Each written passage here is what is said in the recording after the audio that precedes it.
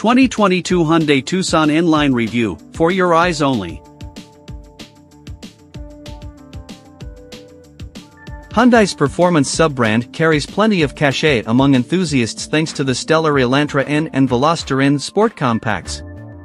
So it's not surprising that the automaker would want to cash in on that brand equity with something like the 2022 Hyundai Tucson N-Line, which wears some aggressive styling cues and that all-important letter denoting high performance. But unlike the Kona N-Line and its snappy turbocharged engine, the sporty Tucson variant only wears the clothes of an athlete, keeping the regular crossover's naturally aspirated 2.5-liter inline 4 and 6-speed automatic transmission. It's the only N or N-Line product not to have a turbo, which will disappoint anyone seeking a family-friendly garage mate for their powder blue Elantra. But those with less sporty pretensions will find a lot to like about the stylish, practical Tucson N-Line, which retains its sibling's reputation for efficient, comfortable motoring, while adding some cool design cues to up the visual impact. The Hyundai Tucson is already a bold little crossover thanks to its chiseled fenders, triangular slashes in the sheet metal, and bumper-mounted headlights residing beneath stealthy little turn signals within the grille. The N-Line adds a bottom-feeder front air intake, gloss black mirror caps, roof rails, and headlight bezel, stylish 19-inch wheels, and a reshaped rear diffuser with a polished twin-tip exhaust. Adding to the appeal is my tester's crystalline quartz white paint, which looks great on the N-Line's color-matched body cladding.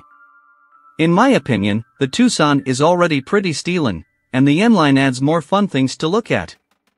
The Tucson N-Line gets trim-exclusive black leather and cloth upholstery, and there are red accents everywhere, the seat piping and gearshift lever stripe to name a few. The N badge is embossed into the front seat backs and appears on a little badge on the bottom of the thick-rimmed, red-stitched steering wheel. There's also a sweep of black trim on the passenger side dashboard that gets a funky geometric design. A bold center stack design helps the Tucson stand out even more, and adequate, class-competitive materials don't disappoint. Like other Tucsons, the N-Line is a comfortable and spacious small crossover, with class-leading rear seat space and an impressive cargo area. The standard reclining second-row bench is a nice feature not commonly seen in this class, too. The N-Line improves on things a bit with its unique leather/cloth upholstery, which provides a rich feeling and thermally friendly cabin. No toasted buns here, even if the car's been parked in the sun for a few hours. If you miss that feeling, don't worry. Heated front seats are standard. Unfortunately, the 19-inch wheels exact a slight penalty in ride comfort, yielding some busy motions when traversing blemishes in the pavement. And the Tucson isn't exceptionally well insulated from road noise. Expect some tire slap and roar on gritty surfaces like grooved concrete and old asphalt. Overall, the Hyundai is tolerable, but the Nissan Rogue does freeway comfort better. Building off the mid-tier Tucson SAL convenience, the N-Line gets an 8.0-inch touchscreen display instead of the limited model's 12.3-incher. But there's a surprise benefit to going small: standard wireless Apple CarPlay and Android Auto. Oddly, the bigger infotainment screen only gets wired smartphone mirroring, so I won't complain about the N-Line's lesser display too much. As on other Hyundai products, the infotainment software is nicely organized and customizable, with 2 favorites buttons that can be coded to your frequently used features. A 12.3-inch digital instrument cluster also comes standard, but it's nothing to write home about, just 2 large dials whose color scheme changes with the drive mode.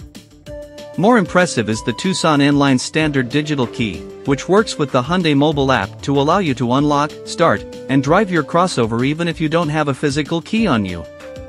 You can also give others timed access to the car, helpful if you're loaning it out to a friend or letting the teenager borrow it just this once.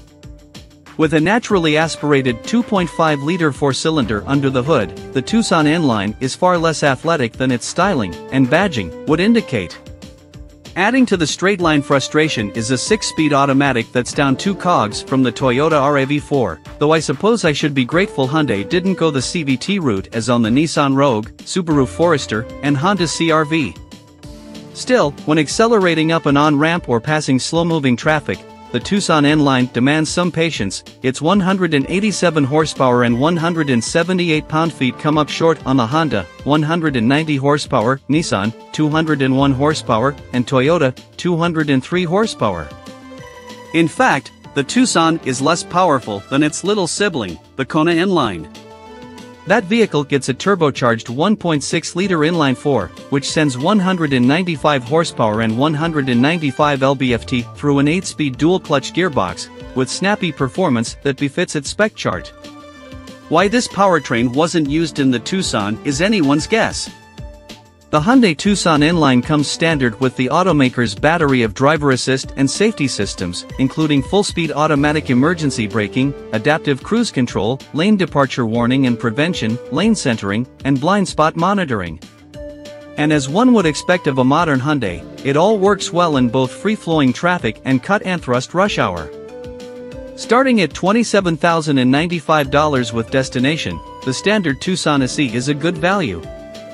The N-Line starts at $32,495 with destination, rising to $33,995 if you opt for all-wheel drive. My tester's sole option was that $400 quartz white paint, a bargain if you ask me. $34,395 feels like a good price for the equipment and space on offer, although if you can live without the N-Line styling additions, the Tucson SAL convenience package costs $1,500 less for the same features. When compared to the genuine improvements the Sonata, Elantra, and Kona N-Lines get, the Tucson is a bit of a letdown. That said, my sparkling white Tucson is probably the most attractive member of its model family, so if you can reconcile its boring driving dynamics with the supposedly sporty inline badge, it would make for a pleasant, comfortable family crossover.